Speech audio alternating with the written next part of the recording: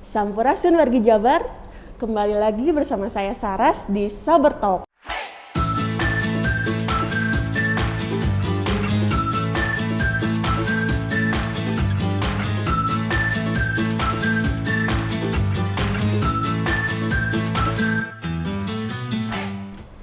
Zaman sekarang, kalau kita bersin, orang-orang pasti ketakutan. Hari ini kita bakal ngobrolin tentang hoax COVID-19 dan vaksin bersama Bu Nina dari Dinas Kesehatan. Halo Ibu, apa kabar? Alhamdulillah baik. Baik, alhamdulillah sehat ya Bu ya? Alhamdulillah, Sehat. harus sehat. Dan semangat ya Bu Harus di sehat dan tengah semangat, ya. kesibukannya Ibu nih. Betul. Iya, hatur nuhun Ibu udah bisa hadir di Saber Talk ya Bu. Ya. Boleh perkenalan dulu Bu kepada Boleh, ya. warginet. Mangga. Assalamualaikum warahmatullahi wabarakatuh. Misalnya. Saya Nina Susana Dewi, Kepala Dinas Kesehatan Provinsi Jawa Barat. Alhamdulillah pada siang hari ini bisa bertemu ya di acara ini. Alhamdulillah, Ibu Nina Susana Dewi ini Kepala Dinas Kesehatan Provinsi Jawa Barat ya Bu. Ya. Nah, Bu nih, selain ada Bu Nina, kita juga ada Kang Alfianto dari Jabar Saber Hoax. Boleh nih Kang kenalan juga. Halo, Sampurasun. Saya Alfianto Justinova, fact checker dari Jabar Saber Hoax. Nah, udah lengkap kan sekarang ya, udah ada Bu Nina dari Dinas Kesehatan, juga ada Kang Fian dari Jabar Saber Hoax. Nah, kita mau ngobrol dulu sama Bu Nina nih. Bu, mau curhat nih, curhat. Boleh. Nih Bu kan bisik-bisik nih Bu dari admin Jabar Saber Hoax. Jadi banyak nih masyarakat Jawa Barat yang ngadu nih ke Jabar Saber Hoax terkait COVID-19 dan juga vaksin nih Bu. Ada yang ngadu tentang virus coronanya, ada yang bilang suntikan vaksin itu kosong katanya Bu. Terus ada juga yang ngadu tentang ramuan-ramuan anti corona. Ada juga yang bilang tentang terapi anti corona menggunakan uap. Nah, apalagi sekarang kan lagi program vaksinasi ya Bu ya. Nah, ini bertebaran nih Bu, kayak jadwal vaksin, juga link pendaftaran vaksin, tapi ternyata pas udah dicek itu hoax. Nah, gimana nih tanggapan Ibu dengan adanya pandemi ini? Ada juga infodemi ya Bu, hoax-hoax tentang pandemi COVID-19. Ya, terima kasih. Memang di era pandemi ini banyak sekali ya kita lihat malah terus bertambah nih, jadi kita memang harus memperhatikan hal itu. Hoax itu yang saya lihat kalau mengenai kesehatan itu banyak diburu memang. Jadi orang tuh banyak diburu ingin melihat atau membaca gitu. Nah, si hoax-hoax ini sebetulnya kalau kita lihat itu karena yang menjadi masalah bagi kita ya, itu hoax itu masif gitu. Jadi banyak sekali muncul. Kita sudah berupaya untuk menindaklanjutinya, memberikan yang baik, tapi ternyata kurang seimbang antara informasi dan edukasi dari kita dengan masifnya itu yang muncul di masyarakat. Sementara masyarakat sendiri itu ada beberapa hal yang menyebabkan hoax ini tiba-tiba bisa banyak.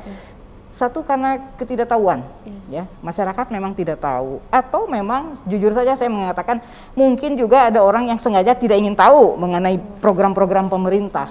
Dan kedua juga itu kemungkinan ada orang yang memang dia hanya ingin menyampaikan karena ketakutan, ya, ingin menyampaikan kepada saudaranya, keluarganya yang ingin dilindungi, sehingga itu lebih banyak lagi menyebar gitu. Jadi hal-hal itu yang membuat kita agak miris ya, karena banyaknya itu isi-isinya itu kurang sesuai dengan kenyataan gitu. Jadi ya saya menganggapnya itu sebagai suatu masalah yang harus kita bereskan. Harus dihadapi bersama-sama ya Bu ya. Nah, kalau menurut Ibu nih, kenapa sih orang mudah percaya hoax gitu Bu? Ya, gini, masyarakat Indonesia kan terutama Jawa Barat kan banyak sekali ya, kita 50 juta ada di Jawa Barat. Kemudian dari segi pengetahuannya juga berbeda ya, dari segi kemampuan berpikir juga berbeda. Nah, ini ketidaktahuan ini yang menyebabkan orang menjadi cepat percaya dengan apa yang dibaca gitu, dan kepanikan. Saya bilang ada kepanikan dari COVID, karena COVID itu kan ada yang menyebabkan langsung cepat parah dan meninggal, sehingga begitu ada berita yang mereka kurang mengetahui langsung diadop, kemudian disebarkan kembali, dan kadang-kadang ditindaklanjuti oleh dilakukan juga gitu. Jadi hal-hal seperti itu yang menyebabkan hoax itu memang menjadi masif melebar ya, Bu. Betul. Nah, tadi kan Ibu Nina bilang ya, pandemi ini berbahaya banget ya Bu ya. Pandemi COVID-19 ini berbahaya virusnya. Bisa menyebabkan kematian. Tapi ternyata hoax atau infodemi tentang hoax COVID-19 ini juga berbahaya ya Bu. Bahkan kalau misalnya salah-salah nih bisa menyebabkan kematian juga. Betul. Nah, apa aja sih Bu langkah-langkah nih Bu yang dilakukan oleh Dinas Kesehatan Provinsi Jawa Barat untuk menanggulangi pandemi COVID-19 ini, juga untuk melawan hoax pandemi COVID-19 ini? Tadi yang menarik di awal dinyatakan bahwa di dalam hoax kadang-kadang menyatakan bahwa COVID ini atau memakan obat ini bisa meninggal loh, atau difungsi meninggal. Justru kebalikannya juga, orang yang tidak percaya dengan COVID itu tapi dia percaya lebih dengan hoax itu juga bisa menyebabkan bahaya. Misalnya dia harusnya dirawat nih, berat dirawat karena tidak percaya pada COVID, dan ini bukan COVID, ternyata berat dan meninggal karena tidak ini. Nah, Dinas Kesehatan sebagai unit atau instansi dari pemerintahan daerah, tentu saja yang pertama kami mengikuti seluruh aturan-aturan dari pemerintahan pusat ya untuk pandemi ini ya. Ada Perpres, ada Kepmenkes, ada Permenkes, itu semuanya kami pelajari dan kami sampaikan juga ke Dinas Kesehatan Kabupaten Kota. Walaupun mereka bukan bawahan saya, tapi secara dalam otonomi daerah ini adalah daerah bimbingan saya. Saya harus memberikan edukasi juga, memberikan supporting juga bagi mereka. Nah, itu. Kemudian di Dinas Kesehatan sendiri untuk mengatasi pandemi ini kami mempunyai beberapa strategi. Jadi yang pertama to prevent. Jadi kami menganggarkan. Kami menganggarkan untuk anggaran-anggaran COVID, misalnya untuk beli APD ya, untuk kadang-kadang untuk membangun juga di UPTD itu juga kami lakukan. Kemudian untuk to prevent ini kami juga meningkatkan promotif preventif di puskesmas supaya mereka lebih banyak juga memberikan edukasi. Dan selain itu juga kita to detect juga. Jadi kalau bisa karyawan-karyawan kita juga diberikan testing ya. Dulu sih masih antigen ya, kemudian sekarang PCR itu rutin. Seperti di gedung saya kan rutin, itu nakes-nakes harusnya rutin seperti itu. Kemudian juga kita melakukan to respond. Kalau to respond itu kita harus berkoordinasi dengan orang lain, bekerja sama bagaimana kita bisa menanggulangi. Itu yang pertama. Strategi yang kedua, kita harus memonef dari hulu ke hilir. Dari hulu itu kita lihat di situ ada isoman kan? Jadi ada isoman-isoman di tingkat rumah ya, di tingkat RT, kemudian di tingkat kabupaten juga ada. Itu kita lihat bagaimana apakah mereka memerlukan bantuan. Makanya muncul hotline isoman itu yang obat untuk di rumah itu salah satunya. Kemudian juga kami meningkatkan kemampuan puskesmas di dalam COVID ini, salah satunya dengan promotif preventif itu. Kemudian juga 3M gitu di hulu itu kita gebiarkan gitu supaya paham. Kemudian di hilir itu rumah sakit itu kita berikan sesuai dengan panduan dari atas. Begitu banyak pasien, tempat tidur COVID itu harus 40% dari tempat tidur total ya. Nah, itu sudah dilakukan. Jadi begitu pasien turun itu mulai diturunkan kembali tempat. Jadi hal-hal seperti itu yang menjadi strategi kami di Dinas Kesehatan. Udah berbagai upaya Bu ya, strategi yang dilakukan oleh Dinas Kesehatan ini. Nah, ini kan Dinas Kesehatan pun untuk menanggulangi pandemi ini nggak bisa ya Bu, cuma sendiri ya, bekerja sama, berkolaborasi dengan berbagai pihak. Nah, salah satunya juga Jabar Sabar Hoax nih, ada Kang Fian. Nih Kang, mau nanya nih, langkah-langkah apa sih yang dilakukan oleh Jabar Sabar Hoax untuk mendukung program vaksinasi ya, salah satunya pemerintah Provinsi Jawa Barat? Oke, terima kasih. Jadi Jabar Sabar Hoax saat ini kami membuka dan menerima kanal-kanal aduan ya Bu ya. Jadi kita menerima aduan-aduan dari masyarakat khususnya seputar vaksinasi COVID-19, dan selain itu kami juga melakukan namanya pemantauan media sosial untuk mencari informasi yang menyesatkan lah atau hoax seputar vaksinasi COVID-19 ini. Selain itu kami dari Jabar Sabar Hoax pun saat ini tergabung di dalam subdivisi promosi kesehatan dan komunikasi publik, Bu, di KPCPED Provinsi Jawa Barat. Jadi kami emang ditugaskan khusus untuk mengklarifikasi isu-isu seputar vaksinasi saat ini sih, seperti itu. Jadi ikut tergabung juga nih Kang ya? Betul sekali. Dalam penanganan pandemi ini ya, selain menerima aduan dan melakukan pantauan. Ya, Nah, Bu, tadi kan ngomongin tentang vaksin ya Bu ya? Ini mau nanya nih Bu, berapa sih Bu jumlah masyarakat Jawa Barat yang telah divaksin ya? Sekarang dosis. Ya. dosis Jadi satu. kita tahu sasaran di Jawa Barat itu 37.900.000 orang. Nah, sampai hari kemarin ya tanggal 28 September. Jadi sudah sekitar 16.000 atau 16 juta yang divaksin untuk dosis 1. Jadi dosis 1 itu sekarang sudah mencapai 40%. Wow, udah 40%. Dan itu hampir mendekati persentase rata-rata Jawa Barat. Jadi luar biasa Jawa Barat dengan penduduk yang besar, ternyata kita merangkak terus naik dan itu alhamdulillah sudah mencapai 16.000. Kalau dosis 2 itu setengahnya, jadi itu syukur alhamdulillah kita sudah mencapai melewati 40% sekarang untuk dosis 1 ya. Keren banget ya Bu ya, alhamdulillah nih udah banyak masyarakat jadi, bisa ya Bu. Ya, jadi sebetulnya kita tuh maunya herd immunity tercapai pada tanggal 31 Desember tahun ini nih. Tapi itu agak berat karena sehari kita harus 520.000 sasaran per hari. Tapi kita sekarang sudah mampu di atas 320.000 per hari. Jadi bayangkan se-Indonesia cuma Jawa Barat yang mampu itu. Jadi kita satu hari sudah lebih dari 320.000 per hari, tapi kalau ingin sampai 31 Desember harus 520.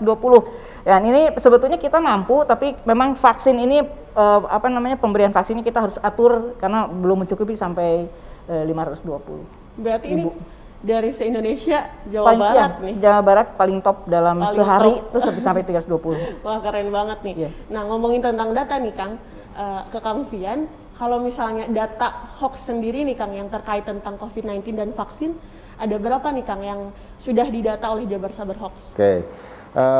Untuk di 2021 ini sejak awal tahun hingga September 2021 kami sudah mendeteksi dan mengklarifikasi 337 hoax seputar COVID-19 terkait virusnya ya. 337. Kemudian untuk terkait vaksinnya atau program vaksinasinya itu kita mendeteksi ada 209 kasus hoaxnya. 209 terkait vaksinnya sendiri ya. Betul. Lumayan banyak juga ya Kang. Lumayan banyak. Itu di luar isu-isu hoax yang lainnya lagi gitu. Dan bervariasi yang ya. Bervariasi. Nah, ini Bu berarti tadi Ibu udah di Dinkes ya Bu, pandemi ini udah hampir 2 tahun lamanya.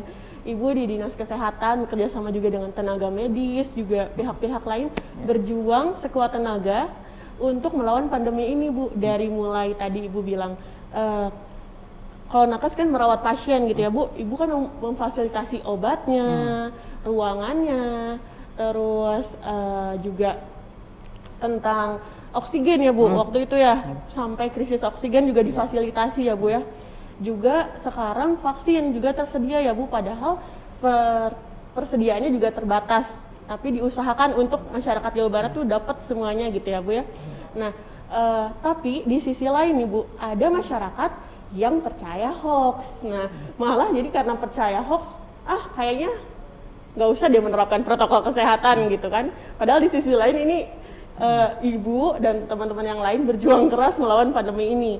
Nah, gimana sih perasaan Ibu? Ya, saya ingin cerita pada saat bulan Juni dan Juli itu betul-betul puncak dari kasus banyak, kemudian yang meninggal banyak, itu efek dominonya segala kurang kan, oksigen segala. Dan itu saya sedih karena melihat ada juga nakes yang kena, kemudian pasien juga banyak yang meninggal saat itu kan, jadi puncak-puncaknya. Jadi sedih karena merasa ini warga Jawa Barat ini ternyata masih menderita gitu dengan banyak. Tapi saya sebagai pemimpin saya tidak boleh terlihat seperti itu, saya harus tegar dan saya mengajak semua untuk tetap berdoa, sabar dan berusaha keras untuk menangani semuanya itu ya. Jadi kita berkoordinasi semua dan alhamdulillah Bapak Gubernur menyatakan bahwa di era pandemi ini semua menjadi dinas kesehatan. Jadi bukan hanya kami yang bergerak, tapi seluruh dinas, seluruh badan itu kita sama-sama masuk ke dalam tim-tim Satgas Di situ kita bekerja bersama-sama. Jadi ternyata dengan bekerja sama itu kelihatan sama-sama membaik gitu, jadi cepat gitu. Itu keberhasilan gubernur dalam membagi tugas ya, Pak Sekda. Jadi kita di dalam kegiatan ini Jawa Barat kelihatan memang berhasil dengan segitu penduduk besarnya itu karena kita bersama-sama. Jadi tidak ada satu-satu bekerja sendiri, tidak ada. Jadi semua bekerja sama. Ya, jadi hal itu yang menyebabkan akhirnya kita menyadari bahwa sebetulnya begitu ada hal yang berat kalau dipikul bersama itu menjadi ringan gitu. Dan tidak ada seorang pun yang one man show gitu, tidak ada. Tidak mungkin ada seorang yang muncul tanpa ada orang lain. Jadi kan pemimpin yang baik itu karena di sekitarnya memang baik semua dan hebat-hebat. Jadi teamworknya ya Bu ya? Teamwork ya. Betul. Semuanya harus bersama-sama jadi terasa lebih ringan gitu ya Bu. Nah, kalau misalnya ini Bu, 3 kata untuk melawan hoax apa nih Bu? 3 kata ya. Saya sudah berpikir dan mendapat arahan dari teman-teman juga bahwa hoax itu virus. Hoax itu virus. Jadi ya harus diberantas, harus diobati, harus dicegah. Harus dicegah, harus diobati ya Dan Bu harus ya? diberantas ya. Harus diberantas. Nah Bu, harapan apa sih Bu untuk masyarakat Jawa Barat atau pesan nih Bu dalam menghadapi pandemi ini? Pada semua masyarakat di Jawa Barat harus ingat bahwa tidak seorang pun yang kebal terhadap COVID ya. Jadi walaupun nakes sudah 3 kali, kemudian sudah didosis 2 kali, itu adalah untuk mengurangi kesakitan, untuk mengurangi angka kematian. Jadi kita tetap harus ketat dengan prokes. Selalu mencuci tangan, selalu memakai masker, selalu menjaga jarak. Nah sekarang dengan melandainya kasus COVID bukan berarti kita bebas bergerak. Kalau mau pergi ke wisata jauhi kerumunan, ya diingat. Jadi prokes itu harus selalu kita ingat karena COVID itu tidak tahu akan meningkat kembali atau akan turun gitu. Jadi itulah COVID, makanya harus tetap hati-hati. Itu saja dari saya. Protokol kesehatan. Ya, protokol kesehatan. Nah, gini Kang, kalau misalnya ada nih wargi Jabar nih yang dapat informasi yang belum jelas kebenarannya, harus ngapain nih Kang? Wargi Jabar bisa untuk melaporkan aduannya itu ke Jabar Sabar Hoax. Jadi kita ada beberapa kanal media sosial juga, misalnya di Facebook kita ada di official.jabarsabarhoax, Instagram dan Twitter di @jabarsabarhoax. Kemudian ada juga hotline WhatsApp-nya dan Instagram di 0821 186 70 700. Selain itu, warga Jabar juga bisa memeriksa atau mengecek isu-isu yang sudah pernah kami klarifikasi di website resmi kami di sabarhoax.jabarprof.go.id. Selain itu, kami juga ada lagi nih akun. Ada apa lagi nih Kang? Akun TikTok juga tentunya. Ada TikToknya juga. Dan juga ada YouTube-nya juga sih namanya. Ada YouTube-nya juga. Jangan betul. lupa ya teman-teman yang mau cek klarifikasi ini hoax atau tidak, bisa cek ke akunnya Instagram @jabarsabarhoax. Nah, kanal-kanalnya juga ada banyak di situ, bisa dicek sendiri ya. Nah, kalau misalnya di Dinkes nih Bu, ada apa aja Bu akun-akunnya nih yang bisa di-follow sama warga Jabar? Yang pasti akunnya tuh ada Instagram. Ya. Instagram ya Bu? Instagram ada, kemudian ada di Facebooknya juga ada ya. Twitter kita juga punya ya. Iya, YouTube juga YouTube punya. ada Ya, juga. ya. Jadi silakan, itu tiap hari ada, sampai kegiatan saya setiap hari pun selalu disampaikan oleh mereka karena itu adalah salah satu cara bagaimana mereka melihat kinerja kita apa yang kita kerjakan, sehingga itu termasuk edukasi dan informasi yang harus diketahui oleh masyarakat untuk mengurangi ketidaktahuan agar hoax bisa dicegah. Iya, agar hoax bisa dicegah. Jadi Dinkes juga memberikan edukasi ya Bu ya, lewat kanal-kanal media sosialnya bisa di-follow @dinkesjabar kalau nggak salah ya Bu ya. Nah, seru banget nih ngobrol-ngobrol Sabar Talk hari ini bersama Bu Nina juga Kang Fian. Hatur nuhun pisan Ibu Kang Fian untuk waktunya hari ini. Nah, kalau bisa menyimpulkan gitu ya, hoax itu virus. Virus itu membutuhkan inang ya Bu untuk tumbuh dan menulari. Nah, kalau misalnya kita harus menjaga imun kita agar tetap kuat, dalam arti memiliki wawasan yang luas, juga kemampuan untuk mengecek fakta yang benar, agar virus itu mati.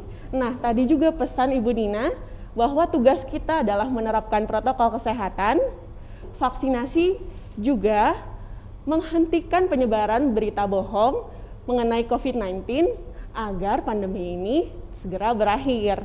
Saya Saras, juga Bu Nina, dan Kang Fian pamit undur diri. Sampai jumpa di Sabertalk episode selanjutnya. Dinkes, Salam vaksin, Jabar, Hantang Hoax. Dadah.